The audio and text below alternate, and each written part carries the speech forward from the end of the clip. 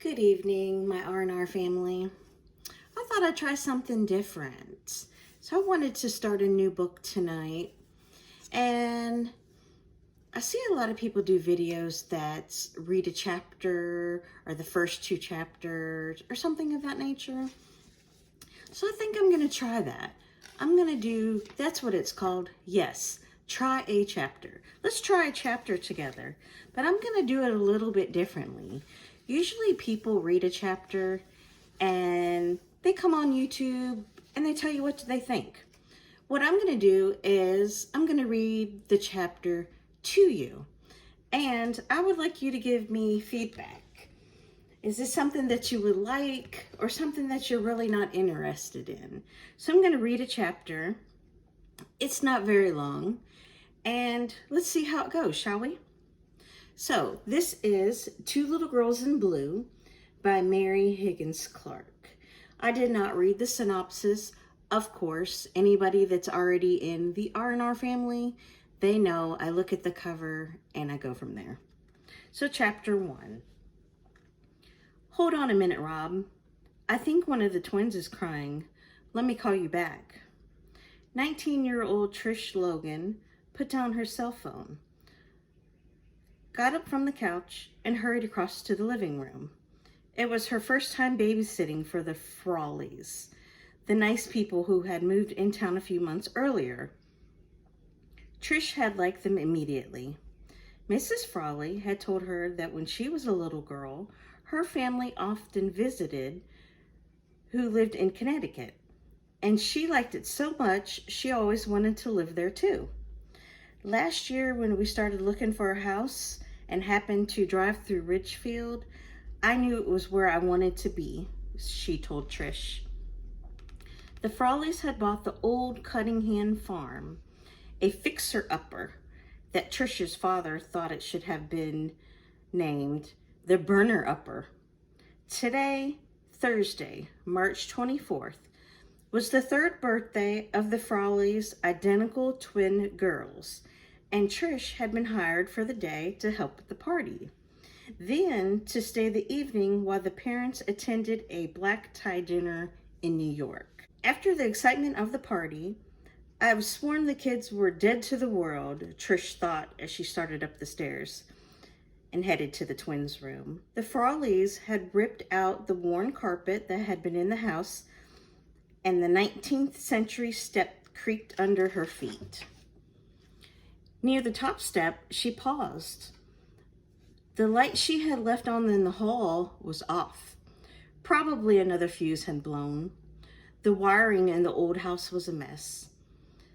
That had happened in the kitchen this afternoon. The twins' bedroom was at the end of the hall. There was no sound coming from it now. Probably one of the twins had cried out in her sleep, Trish thought, as she began to inch her way through the darkness. Suddenly she stopped. It's not just the light, Hall. I left the door to their room open so I could hear them if they woke up. The night light in the room should be showing. The door's closed, but I couldn't have heard one of them crying if it was closed a minute ago. Suddenly frightened, she listened intently. Was that sound? In an instant of sickening awareness, she identified it. Soft footsteps, a hint of equally soft breathing, the acrid smell of perspiration. Someone was behind her. Trish tried to scream, but only a moan escaped her lips. She tried to run, but her legs would not move. She felt a hand grab her hair and yank her head back. The last thing she remembered, she was feeling pressure on her neck. The intruder released his grip on Trish and let her sink into the floor, congratulating himself on how effective and painlessly he had rendered her unconscious. He turned on his flashlight, tied her up, blindfolded, and gagged her. Then, directing the beam onto the floor, he stepped around her, swiftly covered the length of the hall, and opened the door to the twins' bedroom. 3-year-olds, Kathy and Kelly, were lying in a double bed they shared, their eyes both sleepy and terrified. Kathy's right hand and Kelly's left hand were entwined. With their other hands, that they were trying to pull off cloths that covered their mouths. The man who had planned the details of this kidnapping was standing beside the bed. "You sure he didn't see her, Harry?" he snapped. I'm sure. I'm sure. Bert?" the other responded. They each carefully used their names they had assumed for this job, Bert and Harry, after the cartoon characters in the 60s beer commercial. Bert picked up Kathy and snapped, "Get the other one. Wrap a blanket around her. It's cold outside." Their footsteps, nervously rapid, the two men raced down the back of the stairs, rushed through the kitchen and out the driveway, not bothering to close the door behind them. Once in the van, Harry sat on the floor of the back seat, the twins wrapped in his beefy arms. Bert drove the van as it moved forward from the shadows of the porch. 20 minutes later, they arrived at the cottage where Angie Ames was waiting. "They're adorable," she cooed, as the men carried the children in, laid them in the hospital-style cribs that had been prepared for them. With a quick, deft movement of her hands, she untied the gags that had kept the little girl silent. The children grabbed for each other and began to wail. "Mommy, Mommy," they screamed in unison. "Shh, shh, shh, don't be scared," Angie said soothingly as she pulled the sides of the crib. It was too high for her to reach over it, so she slipped her arms through the rails and began to pat their dark blonde ringlets. "It's all right," she sing-songed.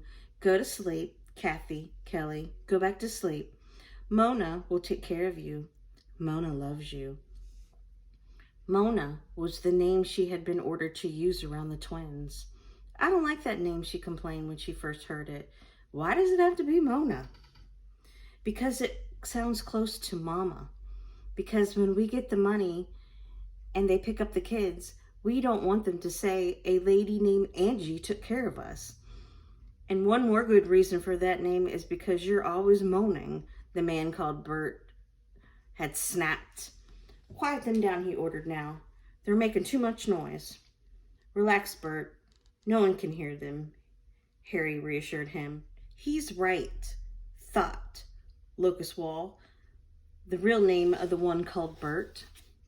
One of the reasons, after they carefully deliberated, that he had invited Clint Downs, Harry's actual name, to join him on the job was because 9 months of the year, Clint lived as a caretaker in the cottage on the grounds of the Danbury Country Club. From Labor Day to May 31st, the club was closed and the gates locked. The cottage was not even visible from the service road by which Clint entered and exited the grounds, and he had to use a code to open up the service gate. It was an ideal spot to hide the twins, and the fact that Clint's girlfriend, Angie, often worked as a babysitter completed the picture. "They'll stop crying," Angie said. "I know babies. They'll go back to sleep." She began to rub their backs and sing off-key. "Two little girls in blue, lad, two little girls in blue," she sang. Lucas cursed under his breath, made his way through the narrow space between the crib and the double bed, and walked out of the bedroom, through the sitting room, and into the kitchen of the cottage. Only then did he and Clint pull off their hooded jackets and gloves. The full bottle of scotch and 2 empty glasses they had left out as a reward for success in their mission were in front of them. The men sat at opposite ends of the table, silently eyeing each other. Staring with disdain at his fellow kidnapper, Lucas was reminded once more that he could not have been more different in both appearance and temperament. Unsentimental about his appearance, he sometimes played eyewitness and described himself to himself.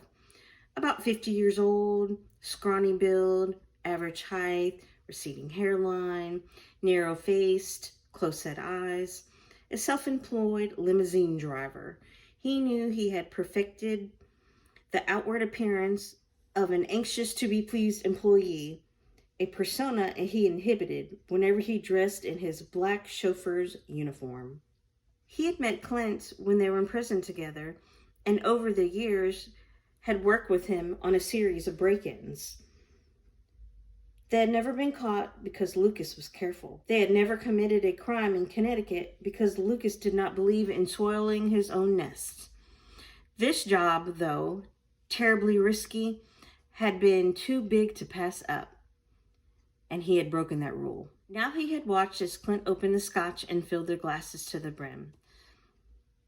"To next week on a boat in St. Kitts with our pockets bulging," he said, his eyes searching Lucas's face with a hopeful smile. Lucas stared back once again, assessing his partner in crime. In his early 40s, Clint was desperately out of shape.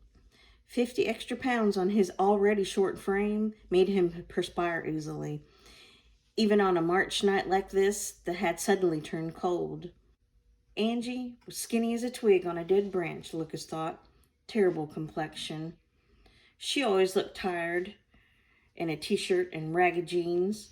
Her only virtue in Lucas's eyes was that she was an experienced babysitter. Nothing must happen to one of those kids before the ransom was paid and they could be dropped off. Now Lucas reminded himself that Angie had something else going for her. She's greedy. Lucas lifted the glass to his lips. The liquor felt smooth on his tongue, and its warmth was soothing as it slid down his throat. "So far, so good," he said flatly. "I'm going home. You got the cell phone I gave you handy?" "Yeah." "If you hear from the boss, tell him I have a 5 a.m. pickup. I'm turning off my cell phone. I need some sleep." "When do I get to meet him, Lucas?" "You don't." Lucas downed the rest of his scotch in his glass and pushed back his chair. From the bedroom, they could hear Angie continuing to sing. "They were sisters, they were brothers, and they learned to love too."